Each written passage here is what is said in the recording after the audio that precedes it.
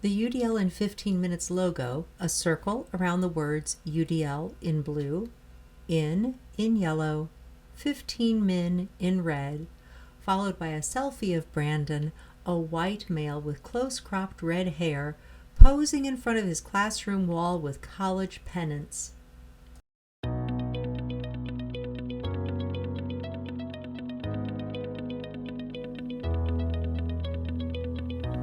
Hello, and welcome to UDL in 15 minutes, where educators discuss their experiences with UDL. I'm Louie Lord Nelson, UDL author and leader.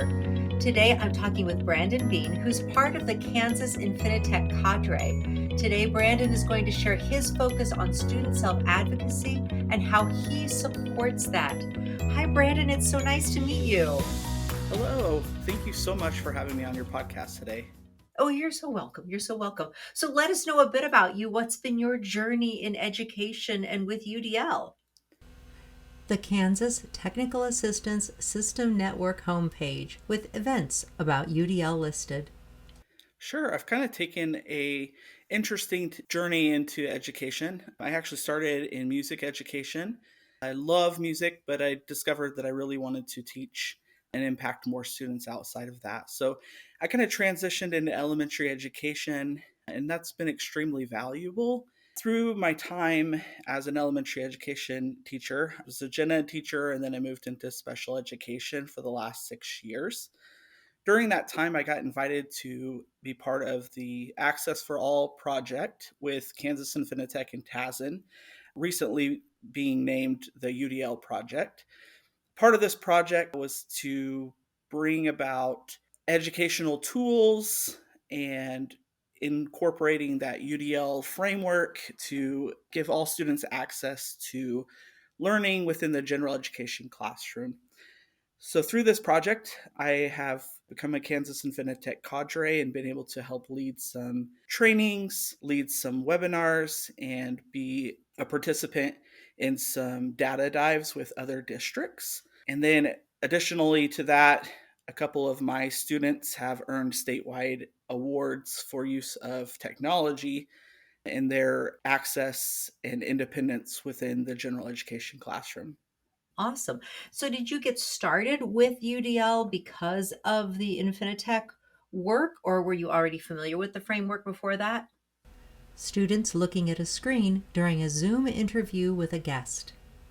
So before that, I was kind of introduced to differentiated instruction, but through this project, it really did set the framework of UDL as being the key to providing access to students.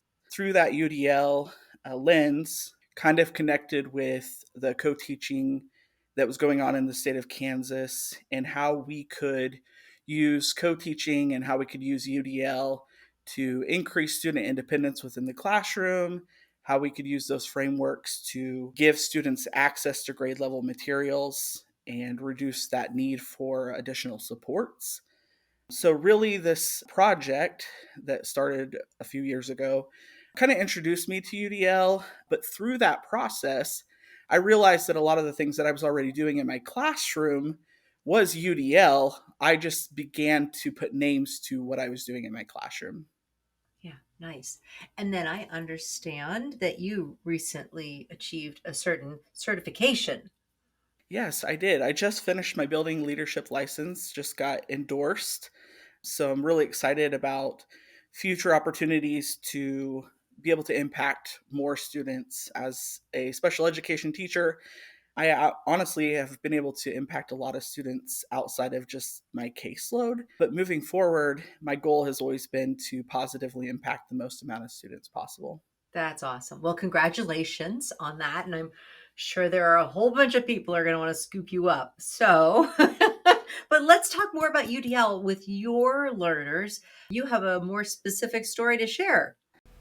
A bulletin board with Ask Me About UDL, the UDL guidelines, and student comments. So I really want students to be part of the process. That means teaching them what UDL is, how we can use the language of UDL into our everyday language, our learning, our experiences, and getting students involved in that process. So this past year, I created a UDL bulletin board. This bulletin board included all the pieces of the UDL framework, but then I made students part of that process. So this bulletin board was next to the workstation where I led groups, and we would talk about UDL before we started a lesson, kind of hitting those pieces of, how are we going to be engaged? What does our knowledge look like? How do we use our background knowledge to already piece together what we know with what we're going to learn? What does it look like when we're using our resources? What are our resources? And all of this to that key of becoming an expert learner. So through that process, I wanted to make the students also involved in that. And we started to add the student language to the UDL bulletin board as we progressed through the year. For example, one of my third grade students kept referring to being an expert learner as a brain master. When she said that, I was so excited because she's right. It is becoming a brain master and being able to use all those pieces of our brain to navigate what we know, what we're learning, and how we put those pieces together. This UDL bulletin board not only benefited my students, but it also kept me in a positive light and making sure that I was following those guidelines when I was setting up lessons with the students as we were progressing through those lessons, and that we were constantly being reflective throughout that process. That's awesome. And there were some like real specific success stories in there from what I understand, but I don't know what they are, so tell me. A female educator and Brandon flanking a student as they stand in front of a projected slide reading Infinitec, Kansas Infinitec Coalition, 16th Annual Outstanding Student Technology Awards Ceremony. Yeah, so in the past 3 years, I've actually had two students who have achieved the Outstanding Technology Award in the state of Kansas through Kansas Infinitec. Both of these students used that UDL framework as well as technology to increase their independence and access to grade level curriculum. One student in particular was introduced to technology and this UDL framework when I piloted the Access for All or UDL project.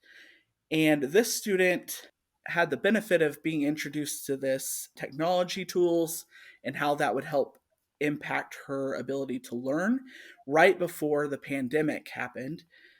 During the pandemic, when everything's being shut down, we're trying to do as much as we can remotely.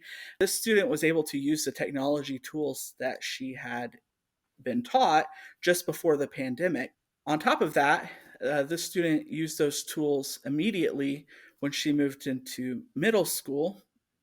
And within a few days of being at the middle school, had began to advocate for herself, knowing that these tools are one of her resources and how she best learns and how she can be an expert learner within the confines of a general education classroom. Through the use of this tool, the student, instead of being pulled out into a resource room, was able to participate with general education peers within her general education classrooms and be successful while in middle school.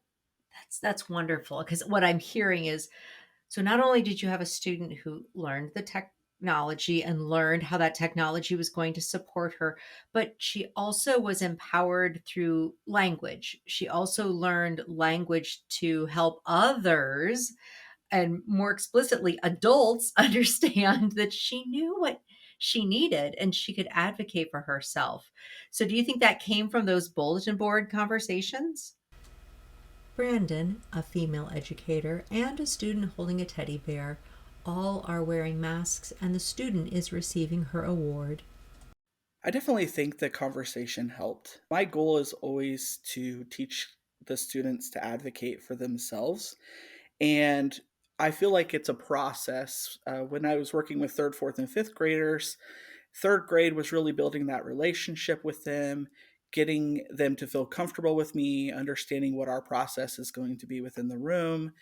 Moving into fourth grade, starting to get them to recognize what is a strength of theirs, what is weakness, and how can we use those strengths to mitigate some of our errors, problems, difficulties that we have within our weaknesses. And as we're doing that, to start advocating for ourselves. So by the time my students get into fifth grade, they understand what their strengths are and they understand how their resources can mitigate those problems or issues in terms of trying to access general education curriculum and to participate with their peers. And this has led my students to not only advocate for the tools for themselves, but to recognize their peers within the classroom who also might benefit from tech tools or other resources. And then they begin to advocate for those students.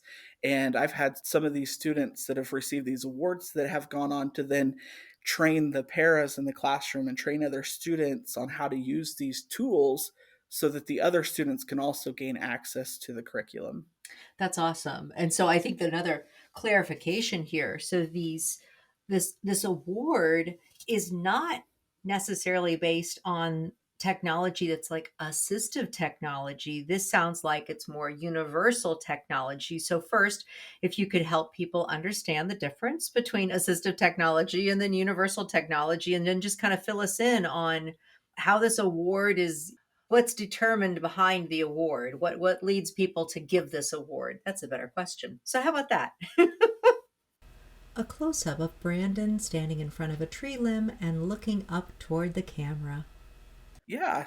So this award is given to only 5 students yearly through Kansas Infinitec. It's called the Kansas Outstanding Technology Award. The students are nominated by teacher and then referenced by a couple other people. So my student, I nominated both of them over the past few years, and we had other teachers, and one of them was actually a student teacher that year that helped write the references for these students. So part of it is that these are students with IEPs and students that do have educational needs.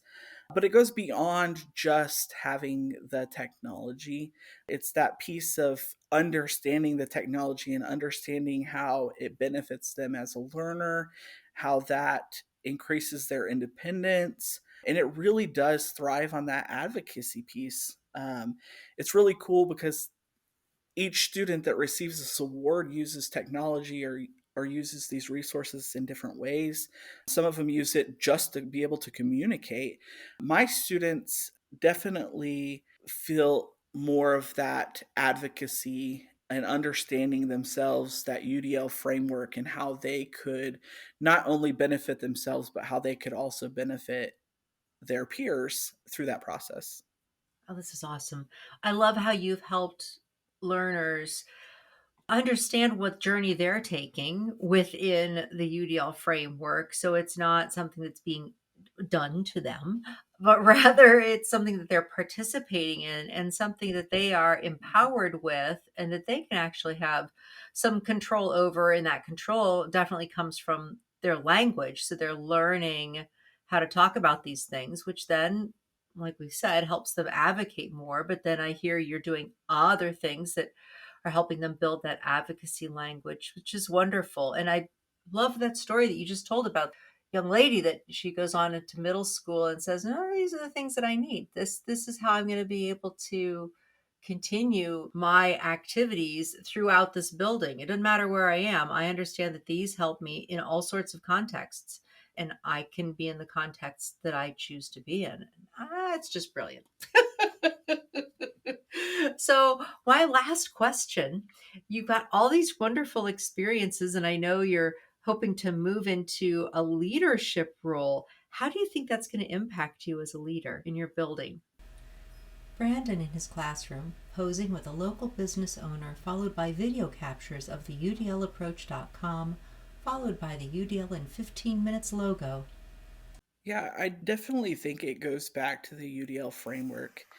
In looking at that framework, every student, every adult, every teacher, we all have variability in our strengths and weaknesses. And so, really diving in and understanding that variability is important as a leader. And there are so many ways that we can elevate everybody's strengths and gifts to mitigate those barriers that we may have. And so, as a leader, as an administrator, I want to make sure that we are using everybody's gifts so that we as a team are being elevated and that everybody that we are working with are being elevated as well. Yeah. Awesome. Wonderful. Brandon, thank you so much. This was great. And I know that last question was kind of like an interview question. So anybody out there that, is interested, you've just heard a fabulous answer.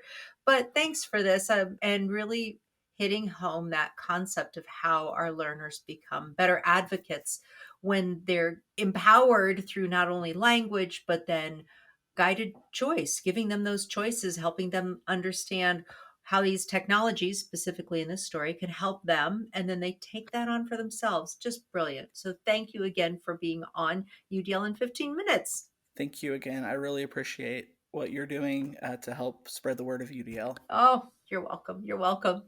So, for those listening to this podcast, you can find supplemental materials like an image montage with closed captioning, that montage with audio descriptions, a transcript, and an associated blog at my website, which is the udlapproach.com/podcasts. And finally, if you have a story to share about UDL implementation for UDL in 15 minutes, you can contact me through the udlapproach.com. And thanks to everyone for your work in revolutionizing education through UDL and making it our goal to develop expert learners.